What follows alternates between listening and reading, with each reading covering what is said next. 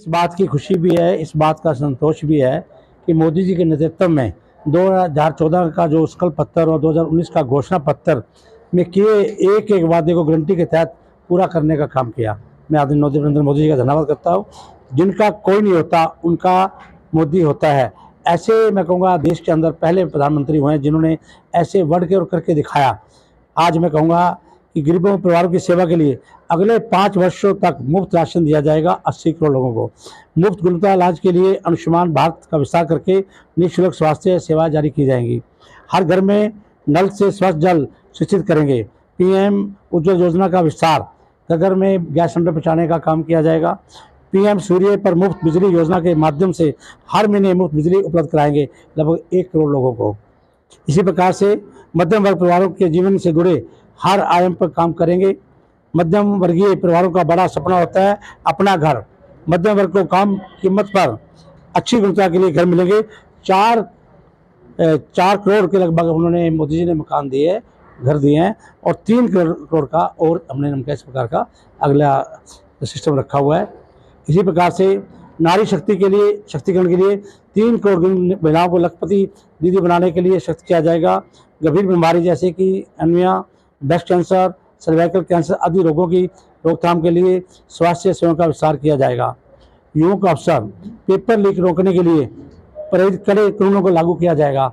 जिस प्रकार से आपने देखा होगा मेरिट के बेस पर नौकरियां देने का हमने पूरा कार्यक्रम रखा हुआ है। आज गरीब आदमी भी मैं कहता हूँ उनके बच्चे लगते हैं। ये पहली बार देश में हुआ है, इससे पहले कभी नहीं हुआ इस प्रकार का। हमने केंद्र सरकार से पारदर्शी परीक्षाओं से लाखों युवकों को रोजगार दिया है।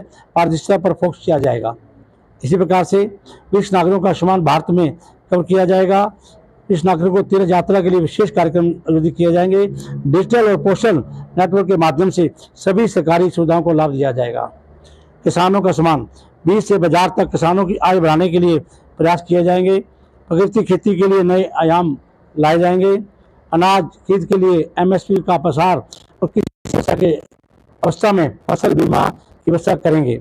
इसी प्रकार से ठेला चलाने वाले लगाने वालों पर फोकस किया जाएगा।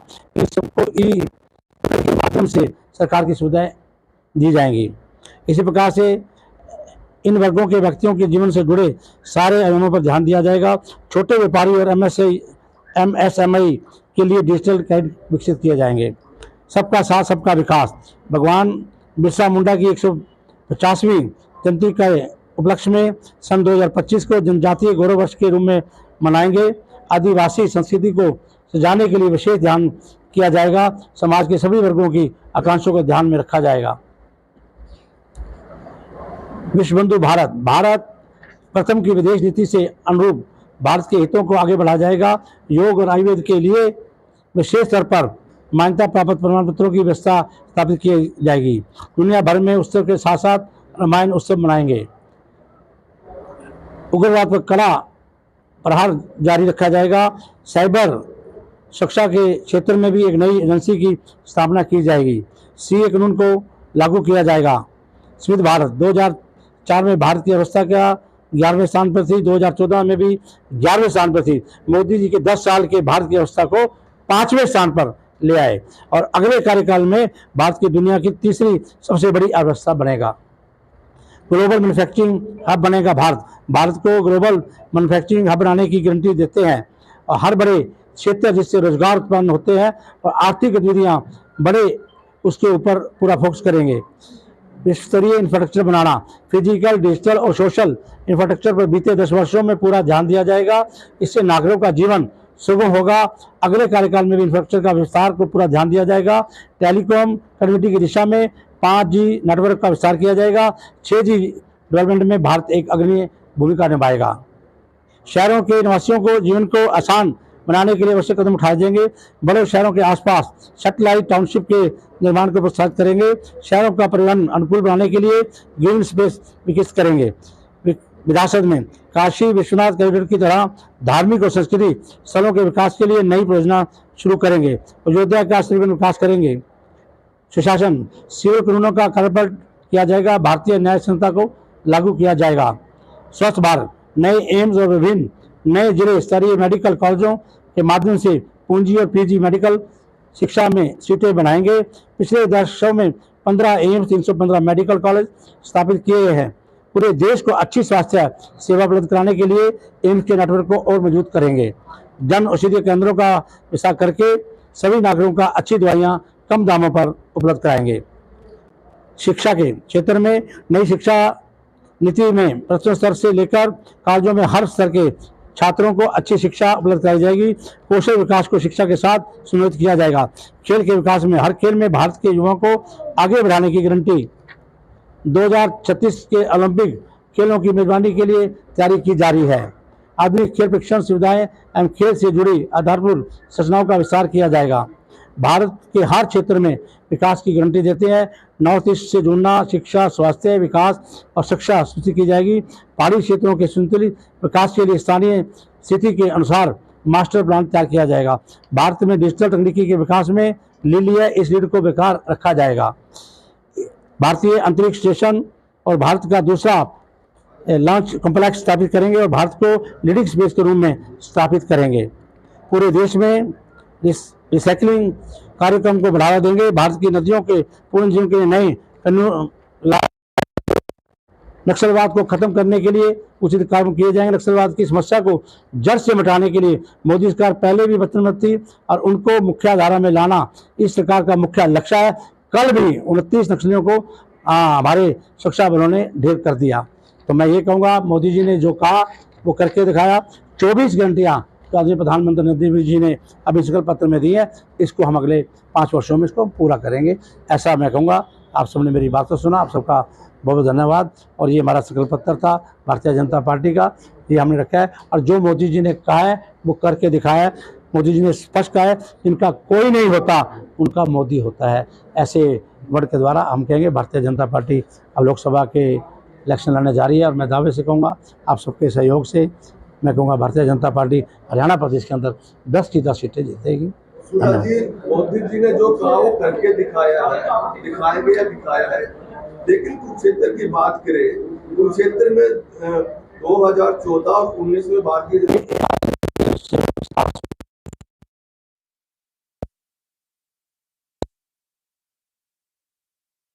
कोई भी कार्य है उस पर समय लगता है।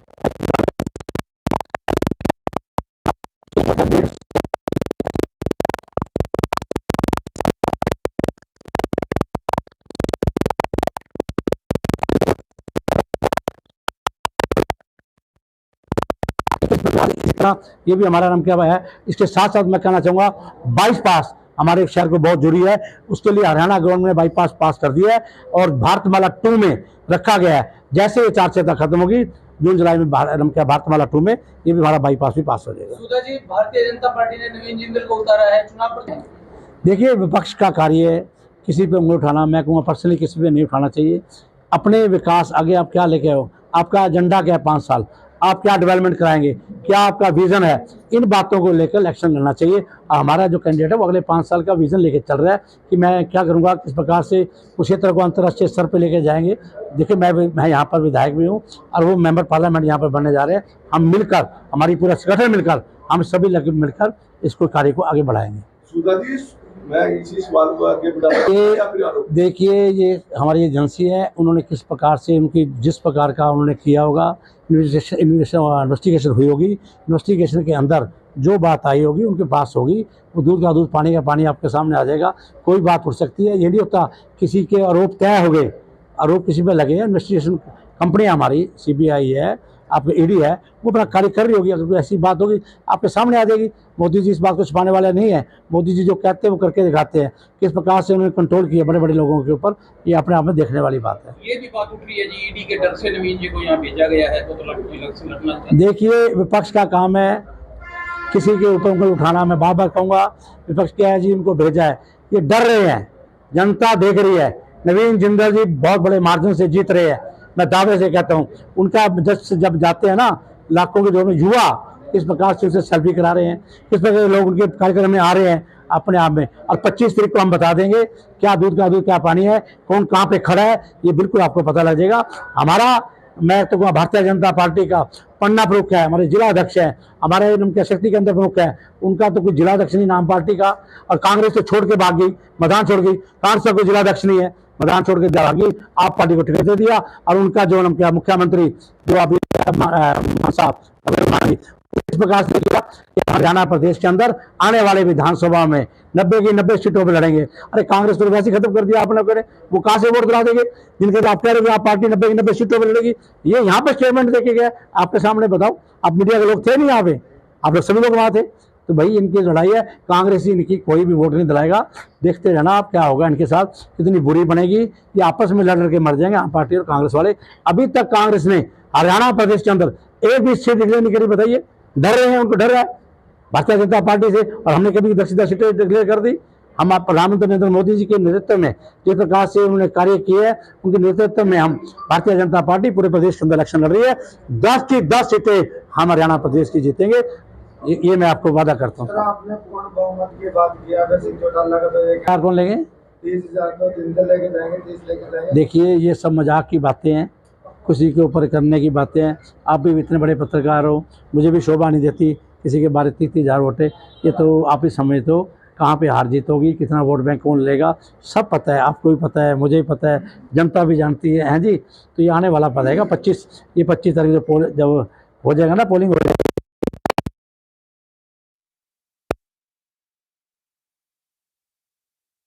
नॉमिनेशन हो रहा है, उसके अंदर आदरणीय प्रदेश के मुख्यमंत्री, मेरी आज ही बात हुई है, आदरणीय नायब सिंह सैनी रहेंगे और वो आएंगे इसके अंदर।